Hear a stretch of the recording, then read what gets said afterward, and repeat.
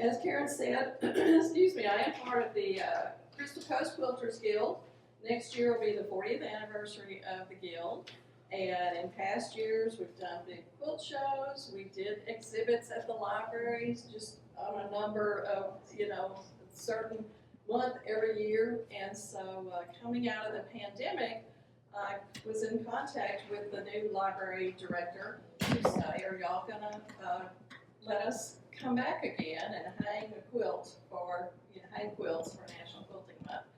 And so when they finally worked through that new policy and told us yes, she had bigger ideas about hanging quilts at the libraries than I did. So that's part of how the, last year we called it the From Cape Carteret to Cape Lookout, a Carteret County Quilt Ramble. And you may have seen some of those exhibits. That's how that kind of got started. And honestly, we make it look like everybody's got a cast of thousands working behind us. We're all on a pretty slim staffing plan. So I thought, it'd kind of be easier if the Core Sound Quilters would take over the Down East Library, and then I wouldn't have to go from Vogue all the way down east. So that's how Bonnie and the Core Sound Quilters got in, and she said, let me call the museum. And I thought, oh my goodness, this is getting bigger. This is, anyway. Anyway, it went on from there. So we're proud of what happened last year. We're proud of this one this year. So for whatever reason, I just love the thought of a traveling show. That somebody puts together some really neat thing that you can just contact them and say, we'd like to bring that neat thing to where we live, and it all happens. Of course, we had to wait for somebody to cancel during National Quilting Month so we could get it, but, it didn't work out. Sacred Threads, they've been putting this exhibit together for 13 years, and it's nationally curated. So there are a lot of award-winning national quilters, artists represented. The show that they hang during their big event in July, it's been in Herndon, Virginia. They got 400 applications this year. They hung about 250 quilts up there, and then 39 artists said, okay, I agree that you can let mine travel. So that's how these pieces wound up in this exhibit and made their way to Carteret County. If you looked around, you may have noticed they're in the themes of joy, inspiration, grief, healing, peace and brotherhood, and I think there may be one more, but I'm not sure. So we hope you look around, you enjoy them. There is one interesting thing, there's a lot of signs up, but there's one that tells you about an audio tour. And if you dial the telephone number that's on the sign, then you'll put in this number right here, and you'll hear the artist speaking about how they came to make this piece, or perhaps, if it's too emotional for them, some of them have someone else speaking on their behalf, so they're just giving you a little more insight into how each piece came to be, more than what you can just read on the sign. So we're really glad you're here. Hope you enjoy it. And the last thing I have to say, so I'm holding this clipboard with the big QR code on it, is that the Arts Council of Carteret County is in the midst of an economic survey with the Americans for the Arts. This is survey number 6. It's a big national thing. We're hoping to gather data so that we can show to our elected officials and also to potential donors how much the arts contribute financially to the economy. So if you wouldn't mind spending a few minutes taking a survey, I'd be glad to help you with that. We have some little papers out on the table out there that have the QR code on it if you would like to take it home with you and take that on your... And it's in the gallery guide. It's in the gallery guide as well, if you want to take this other one. Hot off the press. Hot off the press on the back there. So we hope you'll participate in that. Thank you. And let me add too, I didn't know they were coming, but last Saturday, Nancy Trevelyan, who was for a while the director of the North Carolina Arts Council, and Miriam Sauls, who used to write for the Arts Council, and also Karen Wells, who was the director of Arts NC, saw it in the paper. They happened to be here this past weekend, and they just showed up. Good. And And so they were out sharing it on their Facebook pages, which was like super cool because Yes. they are very arts connected. Yes. So Three people turned in their surveys on Saturday, so it may have been them. I bet. But be aware of it. Okay, Oh, my turn. it's your turn. Allow me to introduce myself. I am Dorothy Howell. I am the newest, I guess, library director for the Carter County Public Library System. I have been with the Carter County Public Library System since February of 21. I absolutely love being part of this library system. And one of the first big projects I got to do was to work with Nan. And it was hanging up all these quilts. And we had so much wonderful feedback about how beautiful the libraries became. It wasn't just white walls anymore to people, it was walls with art. And I loved it when we got them hung up in Newport. I was at Newport at the time, and she told me the stories. And I would take people on a tour and tell them the stories. So it was passing it along to somebody else and letting them hear those same stories. And they were like, let me go grab my friends, they need to come see this. So I really appreciate if any of y'all donated any quilts or hung it. I really appreciate that y'all did that. It was amazing. I would love to do it again sometime. So if y'all ever need another space, let us know. Currently, right now, we have the quilts at the Beaufort branch. It is one of our largest branches, obviously, because it's part of a shopping center and all things.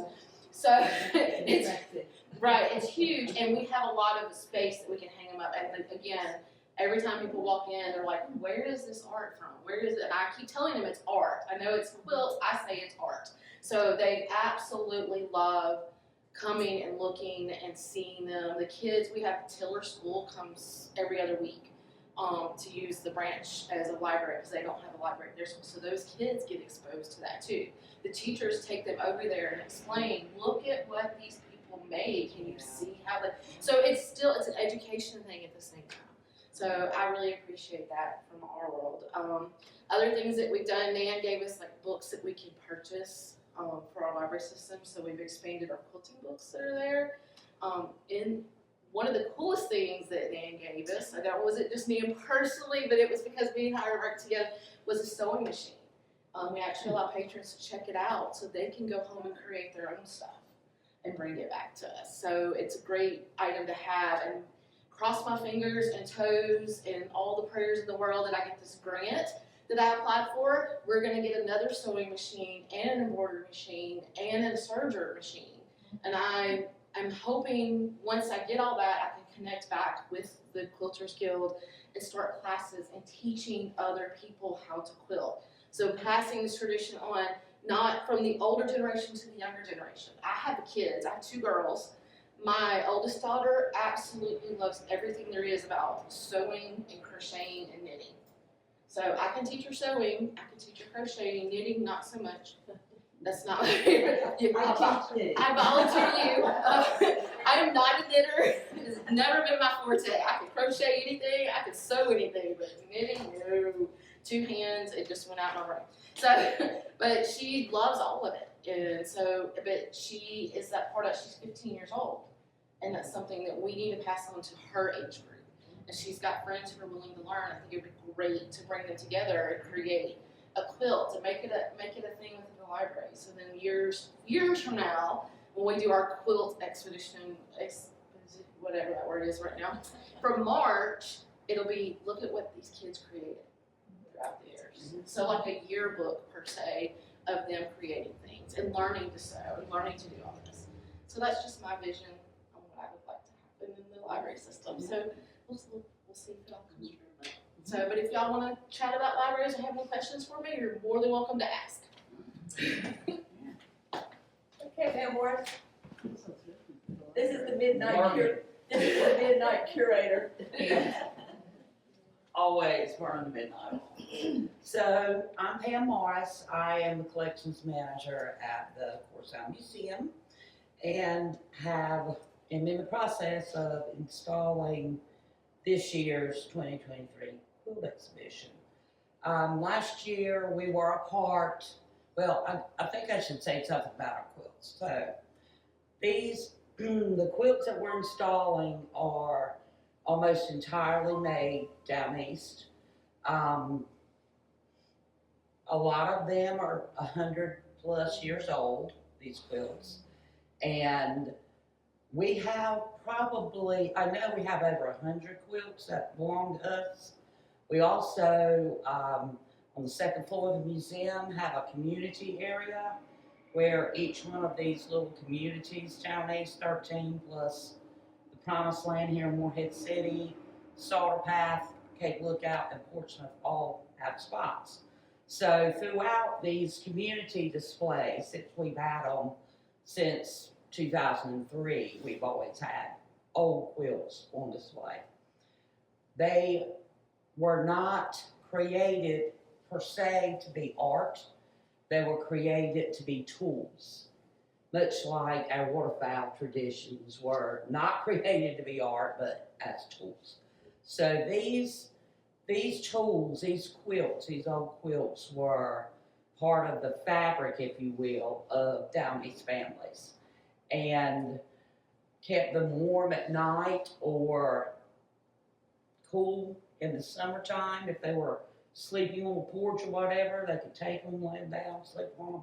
So they were very much used, is what I'm trying to say. They were used, they were loved. So our quilts that are hanging, our 100-something-year-old quilts at the museum, are not per se the fanciest maybe quilts or the most pristine quilts you've ever seen, but those quilts have a story, just as much as any of these have a story. And so I'm thinking about these things. We also have a consultant, Lynn Gorgeous, who's a quilt historian. And we have for many years held quilt events. Some of them take different forms, but in 2007, we had an event called Quilt Appreciation Days, of which Karen has found the paperwork for. Yay. Thank the Lord. It went MIA for a while. But we've had storms, we've had a lot of things go on. But anyway, so we had one in very successful one in 2007. And then in 2010, we had another one.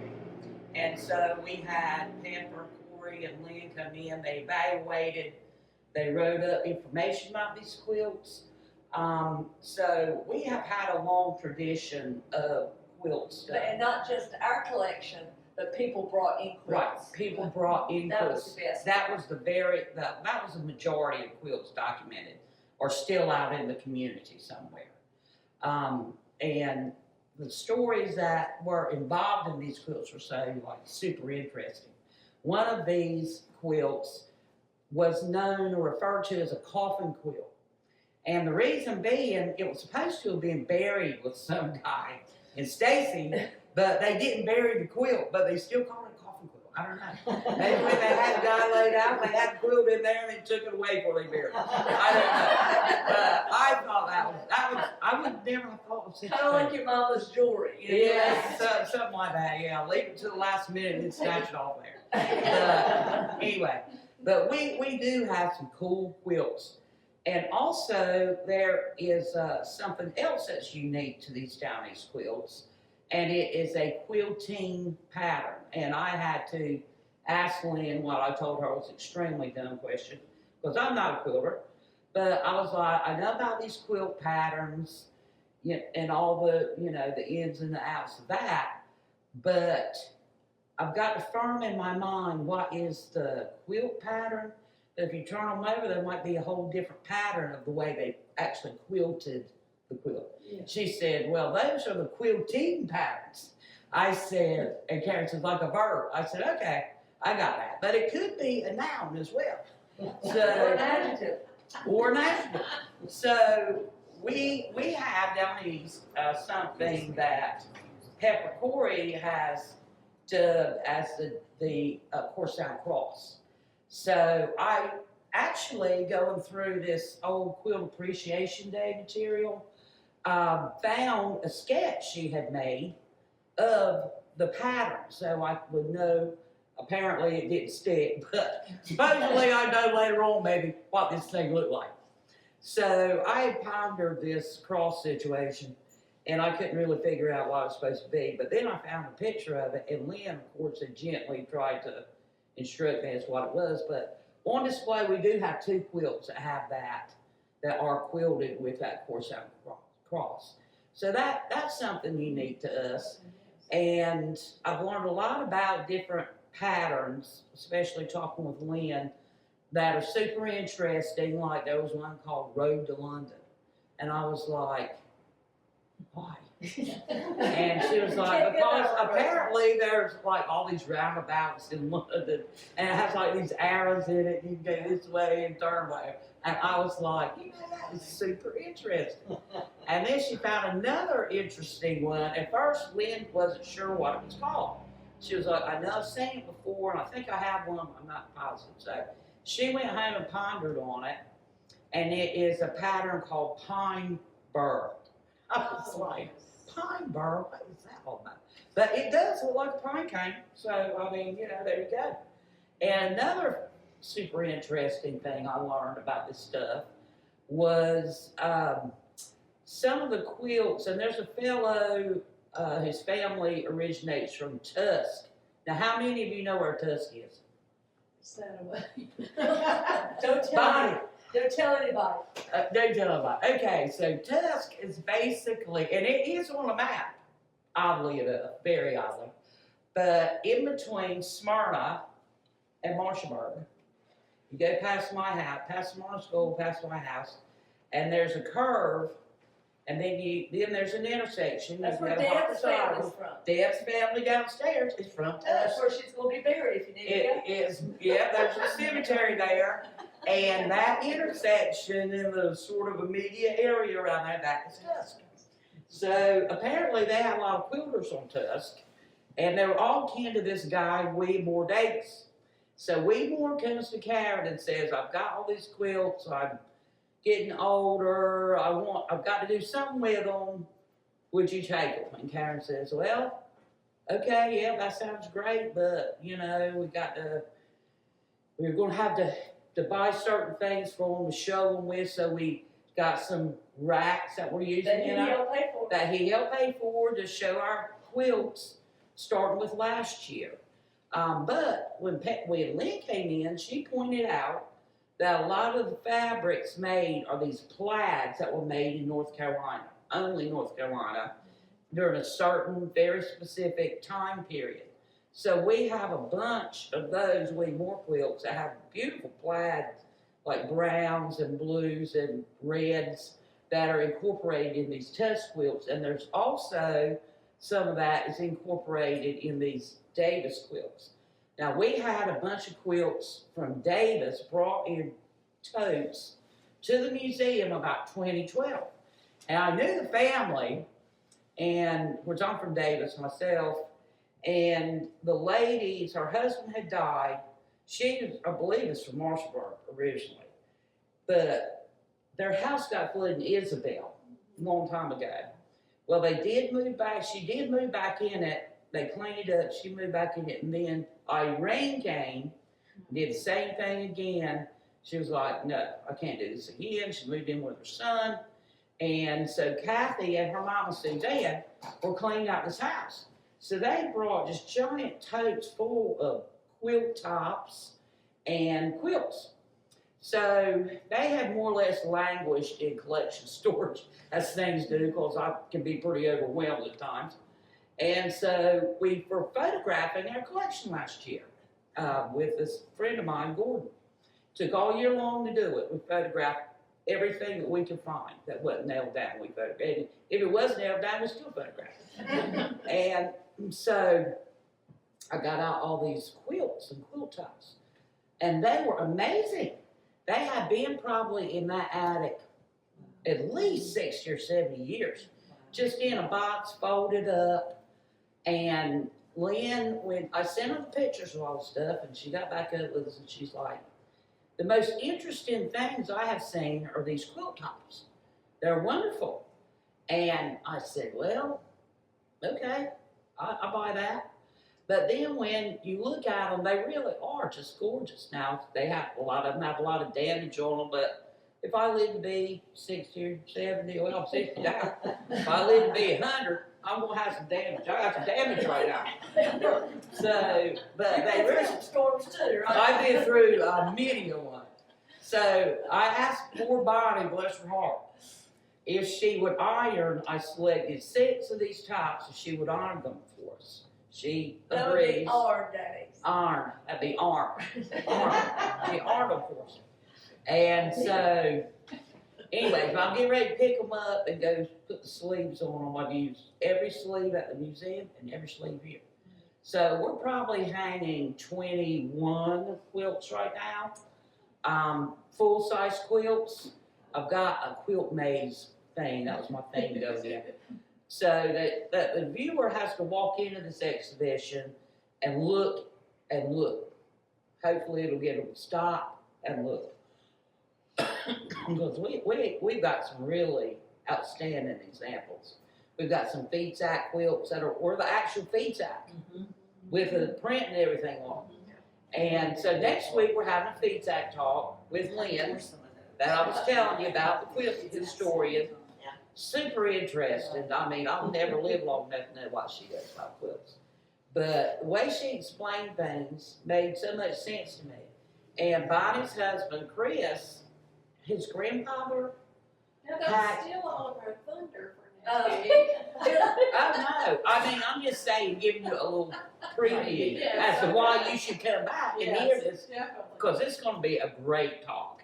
And they have the actual ones that still have like the, you know, the feed thing around the middle. I thought it was so cool. And we found a picture of the mill that made those Oh. Oh my gosh! in Wow. North Carolina. I've forgotten the name of the town. Statesville, is there? Oh, a Statesville? yeah. Stay tuned, folks. Stay Don't tuned. tell anybody, they'll want to come get it. No. Well, they are pretty cool because you've got feed sacks or an actual sack and has the feed company printed on it. And then you have feed sacks that you can take the label off and harvest it for the material.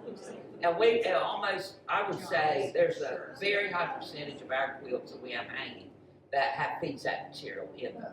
And all those that are scattered on the second floor. But we've always had quilts around. They're an integral part of the museum. And, you know, I'm glad we're getting ready to really show them. So what is your policy? Are you just, anybody down east bringing in a quilt, you'll take them, or? Well, we'll take them if they were made down east.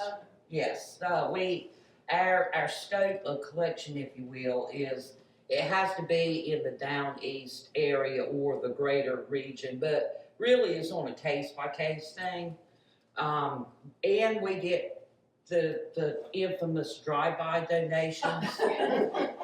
So, you We know. got 2 quilts from Minnesota, right? Yeah. We don't know where they But came. we've got, we have an excellent fan quilt up now. Beautiful quilt. Really well done. It was a drive-by. They just dropped it off after one of the quilt appreciation days. I had no idea, but I'm hanging it because it's a gorgeous, gorgeous quilt. So anyway, All these quotes at the. at the museum in Harper's Island, yes ma'am. Yeah, I was there several years ago, Yeah. before Florence. Oh, it's a whole new experience. Yeah, we redid pretty much. We tore out 20,000 square foot of museum, shipped everything off. Almost 2 years later, reopened to the pandemic. So it's been a little bit of a struggle. But anyways, I think it's all right. But I did want to extend my compliments to the Guild because this is a beautiful, beautiful quilt show. I love art quilts. So, Can I just add, I had feed sack clothes as a kid, but Yes. if you have old quilts made by your mother or grandmother and you pass them along to your daughters or daughter-in-law, please tell them you cannot put them in the washing machine. yeah, don't do that. I saw a quilt that my mother-in-law had made that had my husband's little cowboy pajama material in it, gave it to a daughter-in-law, and she said, I ran this through the washing machine and it's coming apart. And I said, okay, please do not. Yeah, well, I just gave a quilt, not an old quilt, a contemporary quilt piece that was made in the, when was that swan quilt made, 90s? It was for me, so it was for 2000. But the lady that did this quilt, excellent quilter, started the quilt, Core Sound Quilters at the museum, Mary Sue Davis. she made this quilt. It's, I guess, muslin primarily, but it's white with white thread of a white swan. And it is, and the stitches are like that big. And I'm like, why weren't you blind, lady? After having to try to do all that, even you know, if you took a wheel and kind of marked it out and all that, I didn't know. I'm just like, so I knew it needed to be washed. And I was like, okay, what am I going to do with this? So I threw it in the car. Anyways, I was like, well, should I get it dry cleaned? I was like, no, chemicals. And then I had gone to this workshop on how to clean different things after a storm. And what you're supposed to do, they have this big 10-foot by 10-foot, about that deep vat. You put it in there and you change the water and you keep doing that till it's clean. And you put it on a rack to dry it. And I'm like, no, girl, we're not going to do that. No, we are not. So I asked Lynn, now she's being reeled in even tighter. Okay, Lynn, what am I going to do with this quilt? We don't have the capacity to clean it. She said, well, I'm not cleaning antique quilts anymore, but I'll take it and clean it. I said, okay, that's great. So she came, she went off with it. And then we had a quilt in Portsmouth, and she was like, oh, it's the only Portsmouth quilt we actually have. So, you know, but beautiful quilt was a Lone Star. Anyway, there's just a little place on it. She said, well, we didn't get it repaired. I said, well, I don't know who's going to do that. She said, well, I'll come and get it. She said, talking about all these rooms she has full of material. I was like, okay, that'd be great. Yeah, please do that. So I don't know how long she's going to put up with that. But anyways, she's great though. So Lynn used to have all of that equipment to do that. I don't know yeah, if she still does. she does. She said she's kind of retired it, but she'll break it out for us. I said, thank you. I really appreciate it because that is a tedious process if there ever was one. And she won't work on antique quilts anymore. They just had to be dirty. And really, you know what? That does not bother me. But this one was not an antique quilt. And it's white and it had been through Florence. And it had a little thing of mildew on it. So, I mean, something needed to be done with it. But if a quilt is just dirty and it's an antique quilt, I'm not going to clean it. I'm not going to repair it because it's so fragile. You know, you're just going to do harm by even working on it, I think. So. Well, and a huge lesson we learned among many during Florence. Our quilts at that time ended up in the freezer at Seamast. It wasn't any freezer. It was a Valley Sub-Zero freezer. Yeah, well, a freezer, a super freezer, because the whole building was involved in a mold infestation. And so, you know, let's don't even talk about everything else is in the museum, but here we are with these quilts. And so we, with our trusty art folks who helped us create boxes with rods in them specifically, and they sat in that freezer for like 2.5 years. Yeah, and I went and picked them up and got them to the museum, and they weren't even damp at all. Wow. Because that freezer is so cold. I mean, they were just as puffy and fresh. I mean, they were way fresher than I was at the time. Probably still are. But that freezer, that's why I made a comment about that freezer because, you know, when you go do these conservation workshops, they recommend, like, for books, putting them in the freezer, but I'm here to tell you, if your book gets damaged and get wet, you just go find the trash and try to find your note. Because you're just harboring insects, mold, mildew, and it's never going to open properly. You cannot save them. So just file that in your brain if that ever happens For to the you. next storm. For the next storm. And really, just a regular home freezer was not going to help your quilts. You need a Sub-Zero freezer. So, anyway. Anything else? That's my long-winded tale about our cool quilt exhibition at Arkansas. I'll just disagree with one tiny thing. Okay? Since we're talking, you know, International Women's Day and Women's Month and all that, out there too. You know, those ladies, some of those ladies, our family quilts are very utilitarian like you're talking about.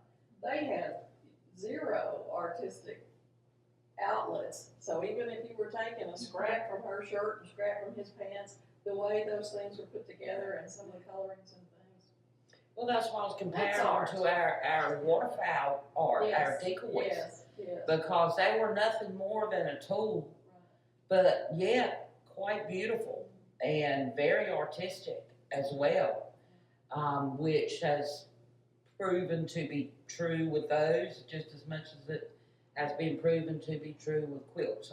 I compare them to be the same thing, very much on the same level.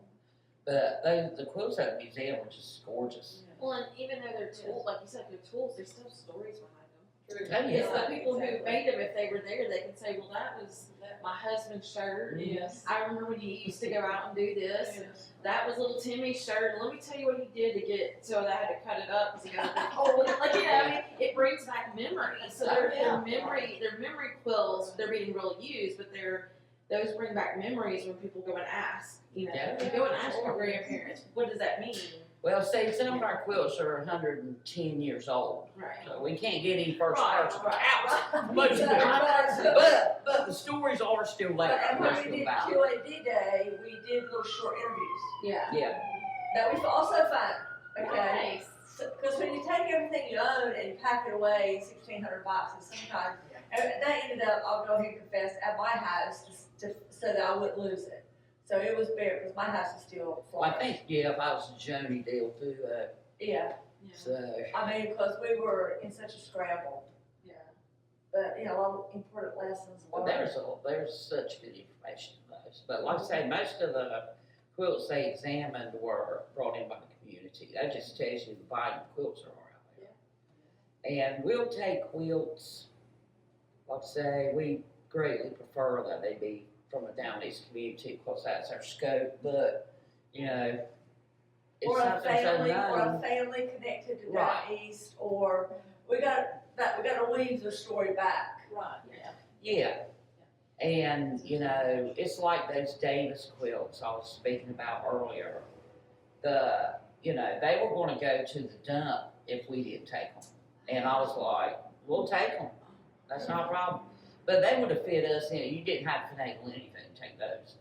But when I opened my box to select some, I was like, oh, I forgot how many we had. It's like, great, there's the most I've ever seen in my life. But they are wonderful. And it's odd because some of those tops they were pieced by hand, and they're hand stitched. But then whoever it was went over the hand stitching with sewing machine. So I didn't know if that was done later. They were going to make them into quilts and just wanted if it was made by somebody's mother and they redid it. Well, I noticed when I was ironing them, at least 3 or 4 of them were just totally hand sewn, hand pieced.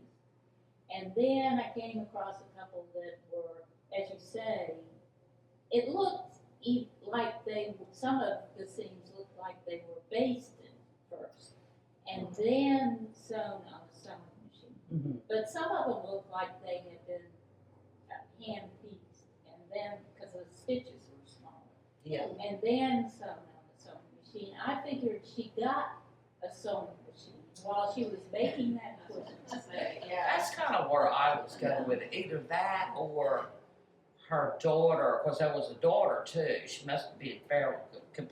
I had sent somebody to the cemetery to figure out who this was and what the dates were, which I'm glad. It was a sign because the gal that brought them in brought a child to our, what do you call these things? Preschool event, brought her grandson. And I was Story like, time yesterday. I need to talk to her right there. And she did. She drove down there to the cemetery in Davis and took pictures of the headstones and sent them back to me. That had never happened anywhere else in the world. So, anyway. I was saying we can't give the women all the credit. I have 2 quotes that my father made. He had a heart attack and was supposed to be in bed rest for a year and was bored. So his sister, my aunt, gave him some material and said, here, make a quilt. Well, there you That's a go. concept. Yeah, that's a lot of It people was all, quilters, it was especially all, now. it was all wool. I don't know where she got the fabric, Well, the quilt that we hung last year, I think you're hanging a different one this year, that was made out of Coast Guard uniforms, came from Portsmouth. No, those were, that was Elmo Gaskell's he had two Kent quilts. Okay. They're made out of wool, they're in the Atlantic display. I would not have wanted to sleep with them. I get a scratch just looking at them. But they're heavy, and he used them, he had a camp over. So they were originally Mount blankets Laker that and got Hog pieced Island together. or Atlantic. They were blankets that got pieced together. Yeah, but they were uniforms that they cut up and. Yeah, that's what I was saying. Yeah. So, and Elmo used them, he said, at his camp. But ahead of that, they were uniforms. Yeah, ahead of that, they were Coast Guard uniforms, so.